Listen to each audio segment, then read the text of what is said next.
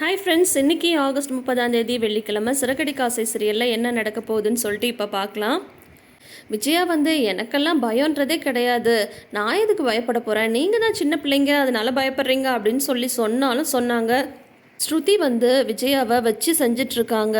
விஜயா வந்து நைட் ரூமில் இருக்கும்போது இவங்க வந்து பார்த்திங்கன்னா அந்த ப்ளூடூத் ஸ்பீக்கர் மூலிமா பயங்கரமாக வந்து பேசுகிறாங்க. வாய்ஸை மாற்றி, விஜயா இது என் வீடு, இந்த வீட்டை விட்டு வெளியே போ, விஜயா அப்படின்ட்டு கொலுசு சத்தம் போடுறது என்ன, அழற மாதிரி சத்தம் கொடுக்குறது என்ன, சிரிக்கிற சத்தம் என்ன அப்படின்னு சொல்லிட்டு மாற்றி மாற்றி பயப்பட வைக்கிறாங்க. விஜயா வந்து அலறாங்க.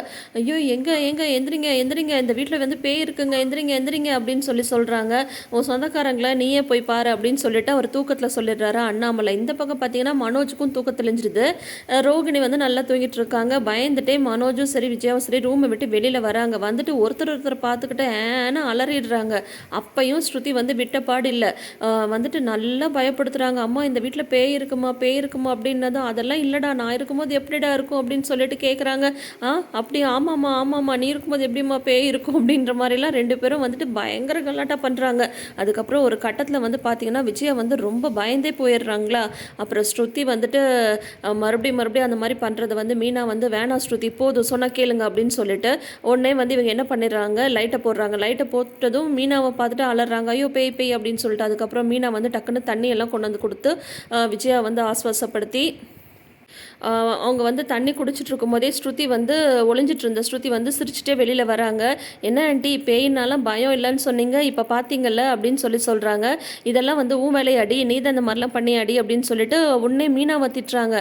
ஆண்டி இருங்க, இதுக்கும் அவங்களுக்கும் எந்த சம்மந்தமும் கிடையாது. நீங்கள் சொன்னீங்கல்ல உங்களுக்கு தான் பேயினா பயம் இல்லைன்னு சொல்லிட்டு, அதனால தான் உங்களுக்கு பயத்தை வர வைக்கிறதுக்காக நான் தான் இப்படி வந்து பிளான் பண்ணேன் அப்படின்னு சொல்கிறாங்க. ஏண்டி நான் வந்து உன்னை திட்டிட்டு போனதுமே இவ கூட சேர்ந்துட்டு என்னை வந்து இந்த மாதிரிலாம் பயப்படுத்த சொல்லி நீ தான் திட்டம் போட்டியா அப்படின்னு சொல்லிட்டு அப்பையும் வந்து மீனாவை தான் திட்டுறாங்க.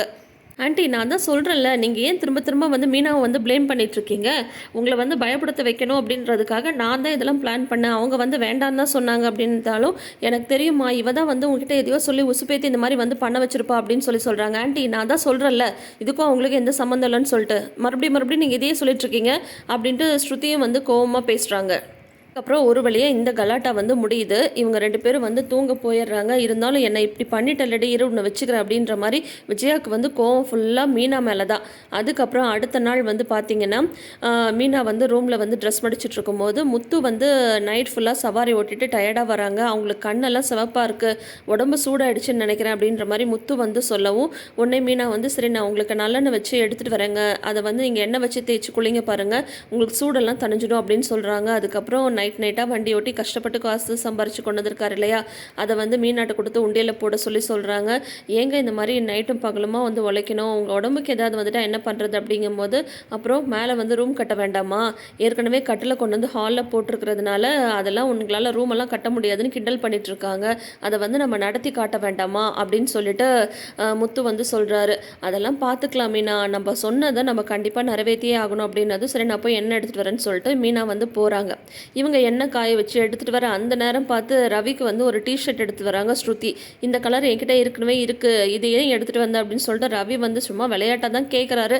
ஆனால் அதுவே ஸ்ருதிக்கு வந்து கோவம் வந்துடுது. கோச்சிட்டு ரூமை விட்டு வெளியில் வர இவங்க மேலே இடிக்க அந்த எண்ணெய் வந்து தவறி கீழே வந்து கொட்டிடுது. உடனே ஸ்ருதி வந்து ஐயோ சாரி மீனா, நான் வந்து கவனிக்கவே இல்லை, என்னது அது தண்ணியா அப்படின்னதும் இல்லை அவர் இப்போ தான் சவாரி போயிட்டு வந்தார், அதனால் அவருக்காக நல்லெண்ணெய் வச்சு எடுத்துகிட்டு வந்தேன் அப்படின்னதும் சரி இருங்க நான் க்ளீன் பண்ணுறேன் அப்படின்னு ஸ்ருதி வந்து சொல்கிறாங்க. ஆனால் மீனா வந்து இருக்கட்டும் பரவாயில்ல நீங்கள் போங்க நானே பார்த்துக்கிறேன் அப்படின்ற மாதிரி வந்து சொல்ல இவங்க போய் உள்ள துணி எடுத்து வர்றதுக்குள்ளார பார்த்தீங்கன்னா வந்து விஜயா வந்து மாடியிலேருந்து கீழே இறங்கி வராங்க. சல்லுன்னு அந்த எண்ணெய் மேலே காலை வைக்க அவங்க வந்து வழுக்கிறத பார்த்துட்டு மீனா வந்து பிடிக்க ரெண்டு பேரும் சிந்து கீழே தொப்புன்னு விழறாங்க. சத்தம் கேட்டு எல்லாரும் வந்துடுறாங்க. போச்சு என்னை வந்து கொல்ல பார்க்குறா அப்படின்னு சொல்லிட்டு இவங்க அலற. உடனே மீனா சொல்கிறாங்க, அத்தை உங்களோட சேர்ந்து நானும் தானே அத்தை விழுந்தேன் அப்படின்னு சொல்கிறாங்க. உடனே ஆண்டி என்னாச்சு ஆண்டி அப்படின்னு சொல்லிட்டு ரோகிணி வந்து வர, இங்கே பாருமா எண்ணெயை கொட்டி என்னை வந்து கொல்ல பார்க்குறாமா இவ, நேற்று நைட் அப்படி தான் பேய் மாதிரி சத்தம் போட்டு என்னை வந்து பயப்படுத்தி என்னை கொல்ல பார்த்தா இப்போ மாற்றி திட்டம் போட்டுகிட்டே இருக்கா அப்படி இப்படின்னு திட்டுறாங்க. உடனே ஸ்ருதி வந்து திட்டுறாங்க, ஆண்டி நேற்று நடந்த விஷயத்துக்கும் மீனாக்கும் எந்த சம்மந்தமும் இல்லை, இப்போ நடந்ததுக்கும் இவங்களுக்கும் எந்த சம்மந்தமும் இல்லை, தெரியாமல் மீனா மேலே வந்து இடித்து இந்த எண்ணெயை வந்து கீழே கொட்டினது நான் தான். நீங்கள் என்னென்னா எல்லாத்துக்கும் வந்து அவங்களே ப்ளேம் பண்ணிகிட்ருக்கீங்க, அவங்கள எப்போ பார்த்தாலும் திட்டுறதுக்கு நீங்கள் காரணம் தேடிட்டே இருக்கீங்க அப்படின்றாங்க. உடனே வந்து இவங்க விழுந்ததை பார்த்துட்டு டக்குன்னு முத்து வந்து தூக்க வராரு. நீ ஒன்றும் தூக்க தேவையில்ல போட அப்படின்னு சொல்கிறாங்க விஜயா. உடனே வந்து பார்த்தீங்கன்னா ஆமாம் ஆமாம் வந்து எல்லாத்துக்கும் காரணம் இவ தான் பிளான் பண்ணி இந்த மாதிரிலாம் பண்ணிருப்பா அப்படின்னு சொல்லிட்டு மனோஜும் கூட சேர்ந்து பேச ஆரம்பிச்சிடறாரு. அம்மா மேலே கொஞ்சமாவது வந்து அக்கறை இருக்கா பாரு அப்படின்னது. ஆமாடா உனக்கு தான் பயங்கர அக்கறை இருக்குல்ல, அதனால தான் அம்மா விழுந்து இவ்வளோ நேரம் ஆச்சு, இன்னும் நீ தூக்கி கூட விடலை அப்படின்ற மாதிரி வந்து சொல்கிறாங்க.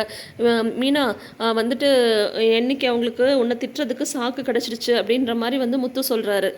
அதுக்கப்புறம் மறுபடியும் மீனாவே பிடிச்சி திட்டிகிட்டு இருக்காங்க. அதுக்கப்புறம் பார்த்தீங்கன்னா வந்து ஒரு வழியாக ரவியும் ரோகிணியும் சேர்ந்து இவங்களை வந்து எழுப்பி உட்கார வச்சிடுறாங்க. இவங்களை தூக்க போய் மனோஜும் வேற கீழே விழுந்துடுறாரு. அவருக்கும் வந்து காலில் அடிபட்டுறது. வந்து பார்லரம்மா இவங்க அம்மாவுக்கு வந்து ஏதாவது மருந்து போட்டு விட அப்படின்னு சொல்லிட்டு அப்பயும் முத்து வந்து அக்கறையாக சொல்லிட்டு வந்து போகிறாரு. இவங்க வந்து காலுக்கு வந்து ஸ்ப்ரே வந்து பண்ணுறாங்க. ரோகிணி ஸ்ப்ரே பண்ணிட்டு இருக்கும்போது இந்த மீனானால தான் இப்படிலாம் நடக்குது, அவள் வேணும்னே என்னை ஏதாவது பண்ணணும்னு இந்த வீட்டில் வந்து திட்டம் போட்டு பண்ணிட்டு இருக்கானதும் ஸ்ருதிக்கு செம கோவம் வந்துடுது.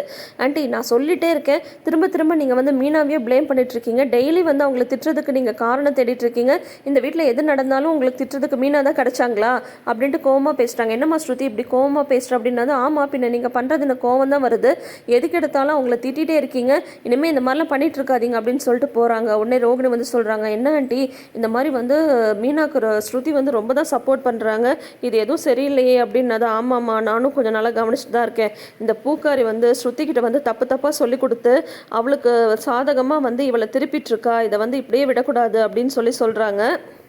ஆமாம் ஆண்டி கொஞ்ச நாளாக நான் பார்த்துட்டே இருக்கேன், மீனாவுக்கு வந்து ஸ்ருதி வந்து பயங்கரமாக சப்போர்ட் பண்ணுறாங்க அப்படின்னு சொல்லிட்டு உடனே ரோகிணியும் அவங்க பங்குக்கு வந்து ஏற்றி விடுறாங்க விஜயாவை.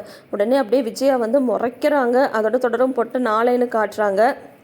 அப்போ பார்த்து அதில் வந்து மீனா வந்து மேலேருந்து அதாவது கிச்சன் லேஃப்லேருந்து கோதுமை மாவை ஏதோ ஒன்று எடுக்கிறதுக்கு ட்ரை பண்ணுறாங்க. ஸ்டூலை நகர்த்தி விட்டுறாங்க விஜயா, அவங்க கீழே விழட்டும் அப்படின்ட்டு.